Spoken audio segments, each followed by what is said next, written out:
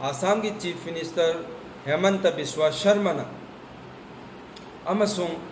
की लोइनबीना कोविड स्कामदा चेनरीब वाफमसिंग अदुबु मियामगी वाखलोनसिंग डाइवर्ट तौननबगीदमक्ता चंगसिल्लक्पा अदुगा पॉपुलर फ्रंट ऑफ इंडिया बु बलीगी हमें तहन्नगाईगीदमक होटनरक्पा थौंग अमनी हाइबसी हाइमनबा थोक्ते।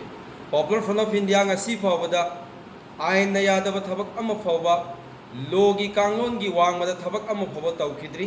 पॉपुलर फ्रंट ऑफ इंडिया ना पुंसी चुपना कैदौनुंगदा इंडियन कॉन्स्टिट्यूशन अमसुंग इंडिया की चटना कांगलोनगी वांगमदा थबक तौरोय।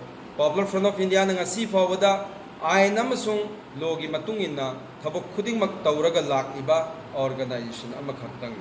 पॉपुलर फ्रंट ऑफ इंडिया तौरबा एलिगेशन सिंग प्रूफ तौबा ngamde matungsu tauba ngammoy।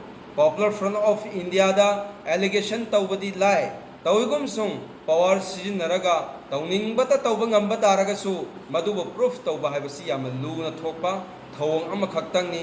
अमुक हन्ना सिगुंबा प्रूफ लैतबा थबक सिंग असि आसाम स्टेट की पुलिस सिंग टूल्स ओइना सिजिनरगा तौबा थौंग सिंग असे तौरोइदबनी हाइना पॉपुलर फ्रंट ऑफ इंडिया की माइकेदगी थमजरी।